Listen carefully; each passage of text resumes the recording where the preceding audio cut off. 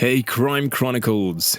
Immortalized in Hollywood films, the American gangster, black gang leaders have long sparked the public's imagination. However, behind these fictional depictions were real bosses at the helm of vast and violent smuggling, laundering, bootlegging, sex work, drug, kidnapping, and murder operations. In today's video, we're delving into the intriguing and sometimes dark history of 7 infamous black gang leaders and the criminal empires they built. So without further ado, let's jump right in. Number 1. Frank Matthews. Frank Matthews, also known as Black Caesar or Pee-wee, was a prominent black gangster in America who was involved in the heroin and cocaine drug trade from 1965 until his disappearance in 1973.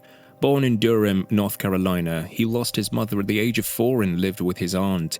He left school in 7th grade and led a gang of teenage friends in chicken theft. He moved to Philadelphia and became a numbers writer, making connections with Major Coxon and members of the Black Mafia. In 1965, he began dealing heroin, partnering with Cuban Mafia boss Ronaldo Gonzalez. When Gonzalez retired in 1992, Frank expanded his networks, handling millions of dollars in heroin loads. He was indicted in 1972 for tax evasion and heroin distribution. His whereabouts have not been definitively confirmed. Number 2. Leroy Barnes. Barnes, the founder of the Council, a black organized crime syndicate, was known for his evasion tactics and partnerships with the Italian-American Mafia. Born in Harlem, Barnes left home at a young age and turned to drug dealing. He was imprisoned in 1965 for drugs and met Joe Gallo, who taught him the trade. Barnes formed the Council in 1972, which spread into Pennsylvania and Canada. Barnes's extravagant spending was evidenced by his over $7 million worth of clothing. When he was indicted in 1978 on drug-related charges, he turned informant, implicating 109 names, including all council members. He was taken under the Witness Protection Program and died in 2012 from cancer. Number 3. Frank Lucas. A powerful drug kingpin in Harlem in the 60s and 70s, Frank Lucas broke the Italian-American mob boss drug ring monopoly. He sold heroin and cut out the middlemen by buying directly from his suppliers in Southeast Asia. During his prime in the 1970s, Lucas was earning $1 million a day from his blue magic heroin and boasted of bribing army members into smuggling the drugs via US military aircraft. The police raided his New Jersey home in 1975 and he received a 70-year prison sentence. However, after just 5 years, he was freed due to his cooperation in implicating others. He later expressed remorse over the damage that his life of crime did to the community and died of natural causes in 2019.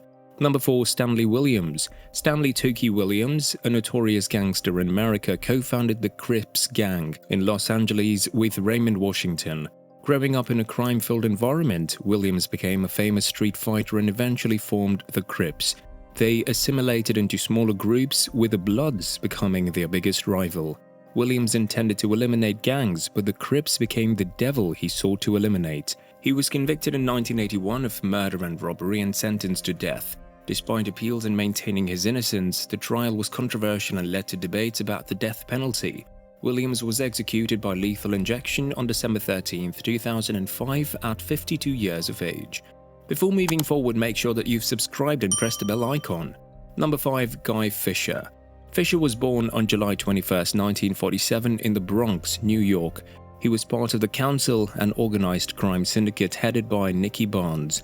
The operation handled most of the heroin trafficking in Harlem, New York City from 1972 to 1983. The trade brought in millions of dollars, and Fisher even purchased the Apollo Theater in 1977, becoming the first black man to own and run it.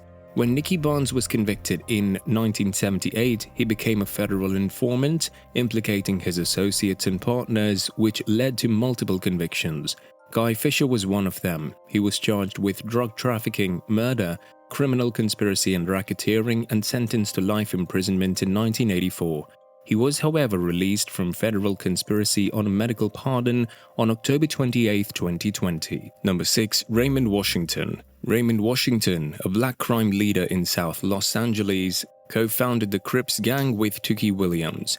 As youth crime intensified in South Central neighborhoods, Washington joined the Avenues but left after a confrontation with its leader. In 1971, Washington proposed unifying small gangs in the area, leading to the formation of the Crips. The Crips became the largest street gang, and rivalry formed the Bloods. The rivalry escalated to violent crime, and Washington's imprisonment for robbery in 1974 and Tookie's drug addiction made him lose control.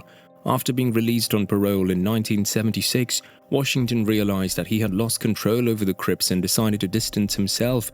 He was shot in a drive-by shooting in 1979, and his murder remains unsolved.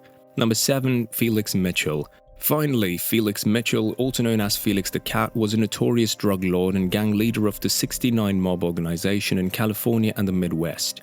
Born in 1954, Mitchell formed a gang after dropping out of high school, dealing with heroin and cocaine. He made over $5 million annually. He was convicted in 1985 and sent to Leavenworth Federal Penitentiary. In 1986, he was stabbed to death, gaining national and international attention. His funeral was attended by thousands of youth. And there you have it, 7 infamous black gang leaders who left an indelible mark on history with their criminal empires. Thank you for joining us in this enlightening exploration. Don't forget to like, comment, share, subscribe and hit the bell icon to stay tuned with Crime Chronicles.